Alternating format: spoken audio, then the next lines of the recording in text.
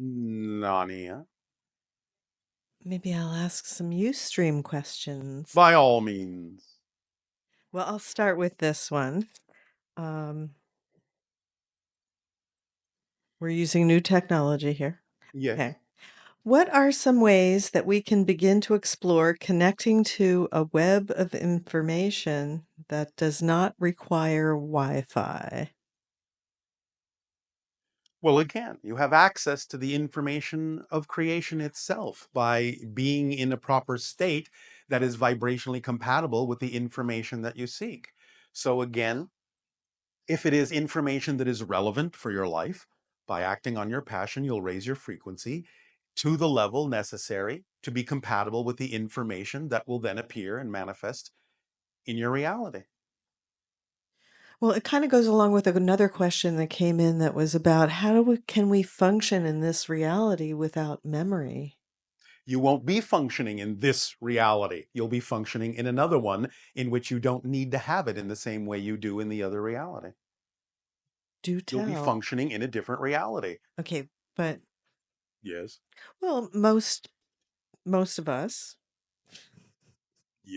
I'll Yes. start with that. How's that?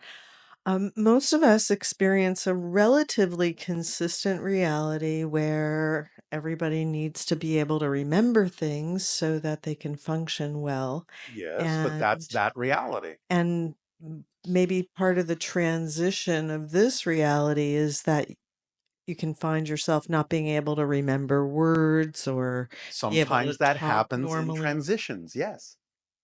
You need So, to change gears, and in changing gears, you might suddenly find yourself in neutral first. That's fine. It's part of the process. okay, so in this reality, Which one? it's the, well, okay, the one that at least I'm used to. Yes. People who have really good memories are rewarded for that often. Yes. And it seems to be a sign of being smart. And often, I mean, like if you're a doctor or a veterinarian and you can pass those exams where you know all those words, Yes. that seems really challenging, If you say right? so.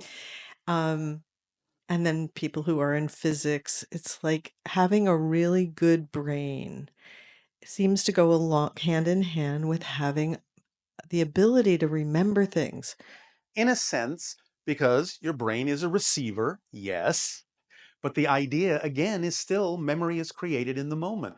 So, yes, it's important to have a good receiver, but you're still receiving the information in the now. You're not actually remembering in the sense of the way you think of memory. We understand that there are neurological patterns in the brain that represent the concept you're calling memory, and that your neurologists are investigating this and say, oh, look, when this synapse is doing this, it's storing information, blah, blah, blah.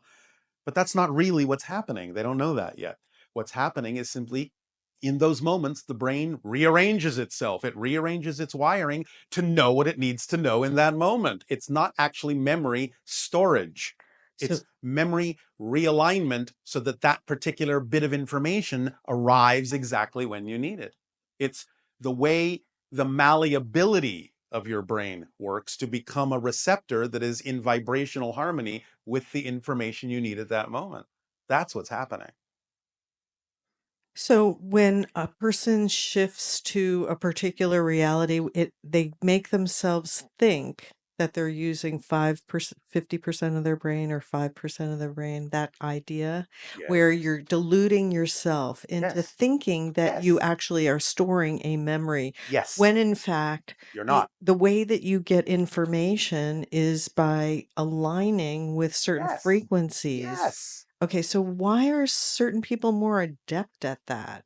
Because they're in their passion, and they also just know that they know it. And maybe they don't have a negative relationship with Exactly. memory. Exactly. So what happens when you're getting older and you can't remember anything? But it's not because you're getting older, it's because your beliefs are not aligning with the idea of still being vital. So the whole idea of aligning with the collective. One moment. Okay. What is a primary discussion that you all recognize seems to go hand in hand with the idea of someone aging in a detrimental way? In many cases, it expresses itself as a lack of flexibility. Right. Yes? Yes. So it is the lack of flexibility that starts that process in the way that you're defining it. Okay. By allowing yourself to remain malleable and flexible, you don't have to experience that as a sign of aging. Okay, so part of it is buying into the collective that Yes. when you age, this is what happens. Yes. But another part of it is that's why we're exploring brain plasticity right now, Yes. is the idea that as you and learning new things is like a really critical thing, like constantly having your brain learn new Yes. But things. let me add one thing. Okay. You see, everything exists here and now. That is the storage mechanism. Your brain doesn't have to store anything because the storage mechanism is inherent in the fabric of the here and now. It only needs to access. It doesn't need to store. The storage is taken care of in the very matrix, in the very fabric of existence itself. So if you just have the vibration to access, you can access because the storage is already here.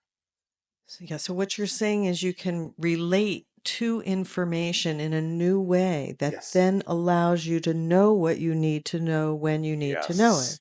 So it's kind of that feeling of maybe channeling a little bit Oh, yes. where you're trying to figure out something out and suddenly just a word will come to you, or like for me it might be the name of a tree. Yes. Like all of a sudden I know what that tree is even Exactly. though I have no way that I know that tree, Exactly. but I know it. Exactly. And Now, this ability exists in a lot of your children, and it's drummed out of them because when a teacher finds a student in your society who just knows the answer, but they don't know how they got it, they're called cheaters.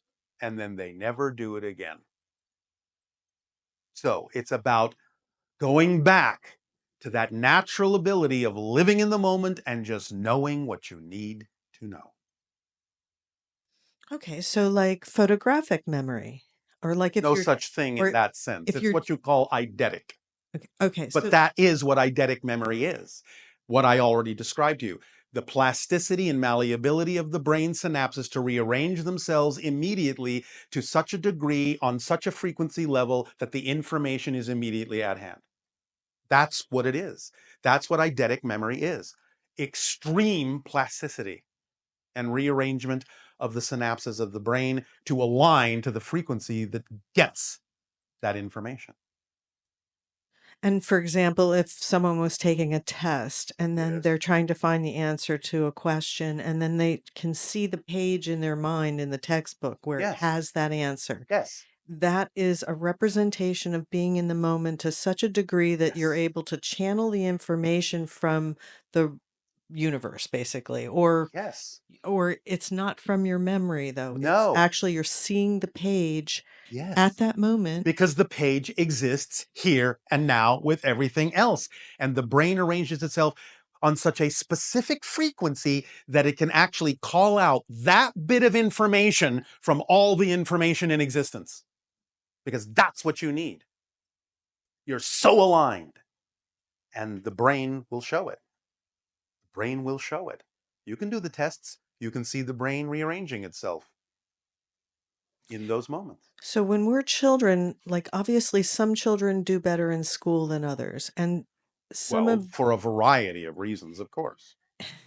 and some of the things that show up in children is their ability to regurgitate information Yes. and so what is it that we need to teach our children about memory and learning that will allow them to have a better relationship with memory? Well, again, we have already given many suggestions for how the idea of teaching on your planet can change to allow these things to be more natural. And it has a lot to do with interactivity and experience in a safe way, learning the consequences of choices, and allowing it to be okay to access information in whatever way they may naturally do so, and rewarding them for that, not punishing them for that. Yes? Right. So it's if you have a more open relationship with the idea of memory, you'll pass that on to your children. You can play games with them that Yes. allow them to see what they're able to do without the Yes. pressure of failure. You And have to stop defining memory as something that has to do with the past. It has nothing to do with the past. There is no such thing as the past. It's an illusion. There is only an alternate now. okay. And so, how is that similar to what Daryl experiences, which is he will receive a download from you, and Yes. then over time it sort of unspools, and he's Yes. able to translate it into words and Yes. information. Yes. So, how does that relate to what we're saying? What is happening? Well, it's exactly the same thing in the initial download. All the information, total information for any particular answer is there immediately and automatically. The unspooling is for you so you can understand it in your language. So we add the time factor back into it in order for it to unspool in a way that you will understand. But all the information is there in an instant. The total concept is there. Make Okay. sense? Mm-hmm. Okay, so all right, I'll move on to something else, but What time it's is so it? interesting. It's 9:29, All right. but we had Uh, a uh, uh, lot. uh, uh, uh, uh, uh, uh, uh, uh. We have so many. Uh. I am the determiner of the timing. Please continue. Aye, aye, Captain. Um, I get to continue. All right, I'm just letting you know Please. there's a lot of questions here. I am the determiner, That's good. for I am synchronicity itself. Ooh. Doo doo. Okay, Do you so understand? what you mean by that? We have had discussions of what you call artificial intelligence. Yes. Synchronicity is one of the components in artificial intelligence.